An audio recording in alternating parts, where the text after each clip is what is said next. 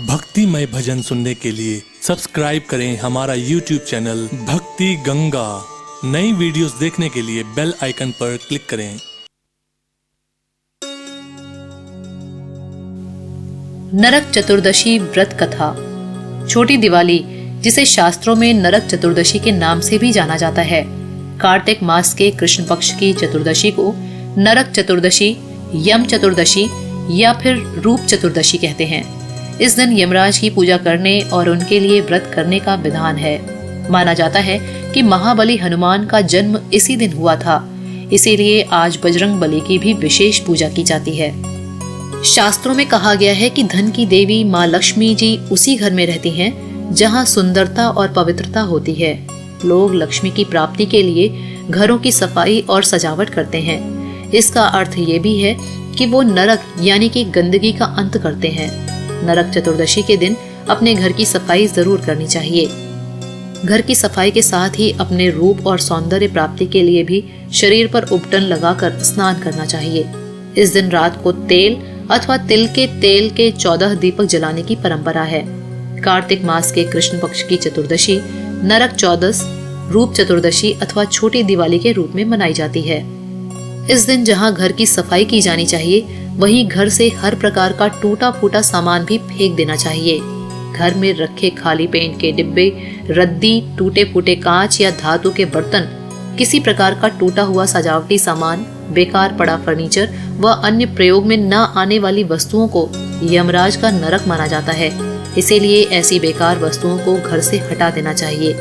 इस दिन सायंकाल 4 बत्ती वाला मिट्टी का दीपक पूर्व दिशा में अपना मुख करके घर के मुख्य द्वार पर रखें और नए पीले रंग के वस्त्र पहनकर यम का पूजन करें। जो व्यक्ति इन बातों पर अमल करता है, उसे नरक की यातनाओं और अकाल मृत्यु का भय नहीं रहता है। पूजा विधि। इस दिन शरीर पर तिल के तेल की मालिश करके सूर्योदय से पहले स्नान करने का विधान है। स्नान के दौरान अपामार्ग, जो कि एक प्रकार का पौधा होता है, उसको शरीर पर स्पर्श कराना चाहिए। नहाने के बाद साफ कपड़े पहनकर तिलक लगाकर दक्षिण दिशा की ओर तिल युक्त 3-3 जलांजलि देनी चाहिए। ये यम तर्पण कहलाता है। इससे वर्ष भर के पाप नष्ट हो जाते हैं। इस प्रकार तर्पण कर्म सभी पुरुषों को करना चाहिए, चाहे उनके माता पिता गुजर चुके हों या जीवित हों। फिर देवताओं का पूजन करके शाम के समय यमराज को दीपदान करने का विधान है। नरक चतुर्दशी पर भगवान श्री कृष्ण की पूजा भी करनी चाहिए, क्योंकि इसी दिन उन्होंने नरकासुर का वध किया था। इस दिन जो भी व्यक्ति विधि पूर्वक भगवान श्री कृष्ण का पूजन करता है, उसके मन के सारे पाप दूर हो जाते हैं और अंत में उसे बैकुंठ में स्थान मिलता है। नरक चतुर्दशी की व्रत कथा इस प्रकार है। जब भगवान विष्णु ने वामन अवतार लेकर दैत्यराज बलि से 3 पग धरती मांगकर तीनों लोकों को नाप लिया, तो राजा बलि ने उनसे प्रार्थना की कि हे प्रभु, मैं आपसे एक वरदान मांगना चाहता हूँ। यदि आप मुझसे प्रसन्न हैं तो वर देकर मुझे कृतार्थ कीजिए। तब भगवान वामन ने पूछा कि क्या वरदान मांगना चाहते हो राजन? दैत्यराज बलि बोले, प्रभु, आपने कार्तिक कृष्ण त्रयोदशी से लेकर अमावस्या की अवधि में मेरी संपूर्ण पृथ्वी नाप ली है। इसलिए जो व्यक्ति मेरे राज्य में चतुर्दशी के दिन यमराज के लिए दीपदान करे, उसे यम यातना नहीं होनी चाहिए। और जो व्यक्ति इन 3 दिनों में दीपावली का पर्व मनाए, उनके घर को लक्ष्मी जी कभी न छोड़ें। राजा बलि की प्रार्थना सुनकर भगवान वामन बोले, राजन, मेरा वरदान है कि जो चतुर्दशी के दिन नरक के स्वामी यमराज को दीपदान करेंगे, उनके पितृ भी कभी नरक में नहीं रहेंगे। और जो व्यक्ति इन 3 दिनों में दीपावली का उत्सव मनाएंगे, उन्हें छोड़कर मेरी प्रिय लक्ष्मी अन्यत्र न जाएंगी। भगवान वामन द्वारा राजा बलि को दिए इस वरदान के बाद से ही नरक चतुर्दशी के दिन यमराज के निमित्त व्रत पूजन और दीपदान का प्रचलन आरंभ हुआ, जो आज तक चला आ रहा है।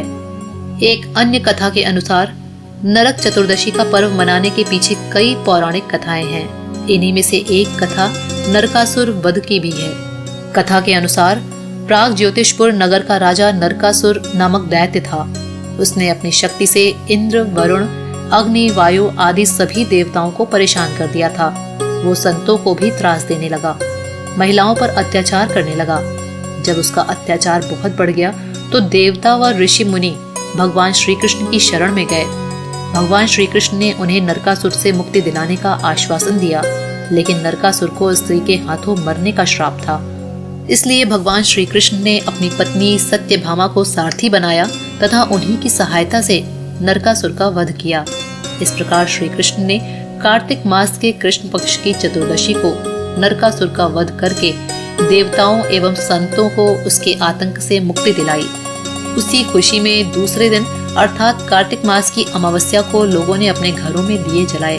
तभी से नरक चतुर्दशी तथा दीपावली का त्योहार मनाया जाने लगा।